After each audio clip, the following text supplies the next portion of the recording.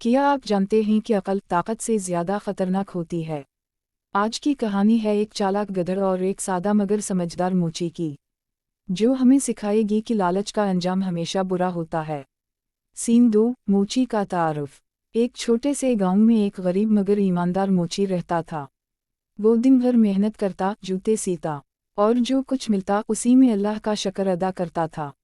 موچی سادہ دل تھا مگر بے وقوف نہیں۔ سین 3 جنگل اور گدھڑ۔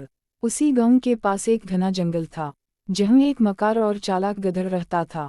وہ نہ محنت کرتا تھا، نہ سچ بولتا تھا، بس دوسروں کو دھوکہ دے کر پیٹ بھرتا تھا۔ سین 4 گدھڑ کی بھوک۔ ایک دن گدھڑ کو بہت زور کی بھوک لگی۔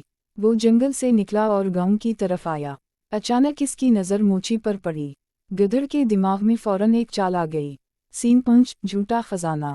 گدھڑ موچی کے پاس گیا اور بولا، اے نیک انسان، اگر تم مجھے کھانا دے دو تو میں تمہیں جنگل میں چھپا ہوا خزانہ دکھا دوں گا۔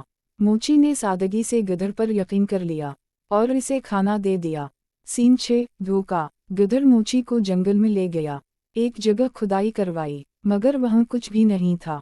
گدھڑ زور زور سے ہنسا اور موچی کو اکیلا چھوڑ کر بھاگ گیا۔ سین 7 موچی کا صبر اور عقل۔ موچی کو بہت دکھ ہوا، مگر اس نے غصہ نہیں کیا۔ اس نے دل میں کہا، دھوکہ دینے والا خود ایک دن دھوکے میں آتا ہے۔ سین 8 گدھڑ کی واپسی۔ کچھ دن بعد گدھڑ پھر بھوکا ہو کر آیا۔ موچی نے مسکرا کر کہا، میرے پاس ایک جادوئی جوتا ہے، جو اسے پہن لے وہ جنگل کا بادشاہ بن جاتا ہے۔ گدھڑ لالچ میں آ گیا۔ سین 9 انجام۔ موچی نے گدھڑ کو ایک پرانا تنگ جوتا پہنا دیا۔ جوتا گدھڑ کے پاؤں میں پھنس گیا۔ وہ چیختا رہا مگر کوئی فائدہ نہ ہوا۔ گاؤں والوں نے گدھڑ کو بھگا دیا۔ سین 10 سبق اور اختتام۔ موچی نے کہا، یاد رکھو، لالچ انسان کو اندھا کر دیتا ہے اور عقل ہمیشہ جیت جاتی ہے۔